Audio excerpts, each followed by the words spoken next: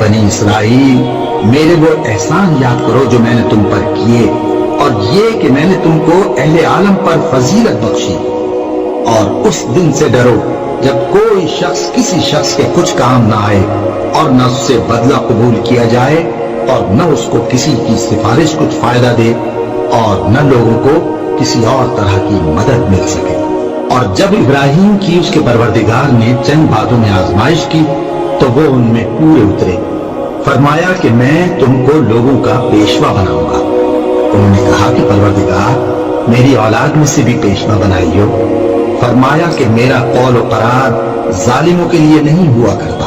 اور جب ہم نے خانہ کعبہ کو لوگوں کے لیے جمع ہونے اور امن پانے کی جگہ مقرر کیا اور حکم دیا کہ جس مقام پر ابراہیم کھڑے ہوتے تھے اس کو نماز کی جگہ بنا لو، اور ابراہیم اور اسماعیل کو حکم بھیجا کہ طواف کرنے والوں اور اعتکاف کرنے والوں اور رکوع کرنے والوں اور سجدہ کرنے والوں کے لیے میرے گھر کو پاک صاف رکھا کرو۔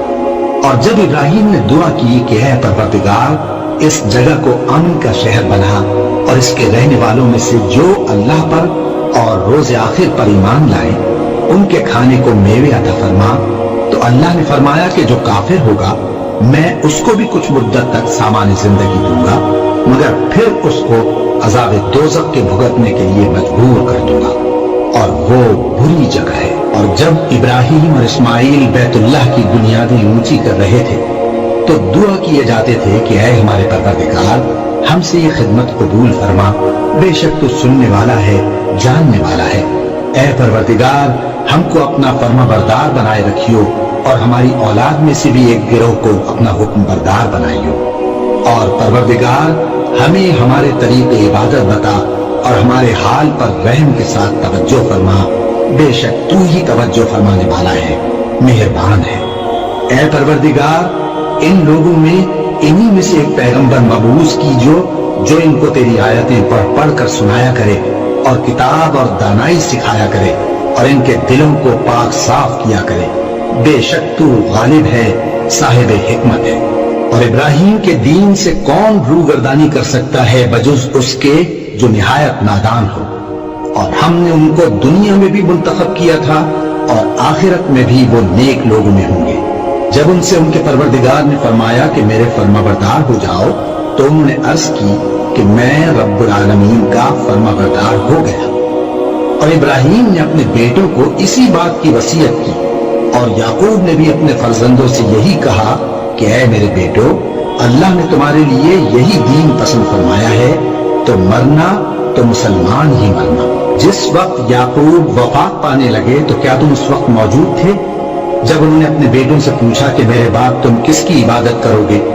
تو انہوں نے کہا کہ آپ کے معبود اور آپ کے باپ دادا ابراہیم اور اسماعیل اور اسحاق کے معبود کی عبادت کریں گے، جو معبود یکتا ہے، اور ہم اسی کے حکم بردار ہیں۔ یہ جماعت گزر چکی، ان کو ان کے اعمال کا بدلہ ملے گا، اور تم کو تمہارے اعمال کا، اور جو عمل وہ کرتے تھے ان کی پرسش تم سے نہیں ہوگی۔ اور یہودی اور عیسائی کہتے ہیں کہ یہودی یا عیسائی ہو جاؤ تو سیدھے رستے لگ جاؤ گے۔ اے پیغمبر ان سے کہہ دو نہیں، بلکہ ہم دین ابراہیم اختیار کیے ہوئے ہیں، جو ایک اللہ کے ہو رہے تھے اور مشرکوں میں سے نہ تھے۔ مسلمانوں کہو کہ ہم اللہ پر ایمان لائے، اور جو کتاب ہم پر اتری اس پر، اور جو صحیفے ابراہیم اور اسماعیل اور اسحاق اور یعقوب اور ان کی اولاد پر نازل ہوئے ان پر، اور جو کتابیں موسیٰ اور عیسیٰ کو عطا ہوئی ان پر، اور جو دوسرے پیغمبروں کو ان کے پروردگار کی طرف سے ملی ان پر، سب پر ایمان لائے۔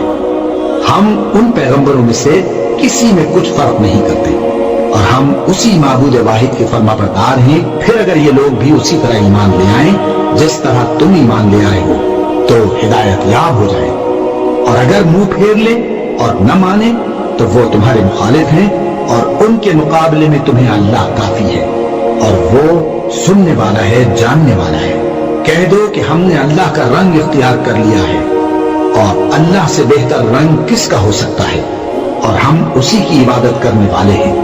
ان سے کہو کیا تم اللہ کے بارے میں ہم سے جھگڑتے ہو، حالانکہ وہی ہمارا اور تمہارا پروردگار ہے، اور ہم کو ہمارے اعمال کا بدلہ ملے گا اور تم کو تمہارے اعمال کا، اور ہم خاص اسی کی عبادت کرنے والے ہیں۔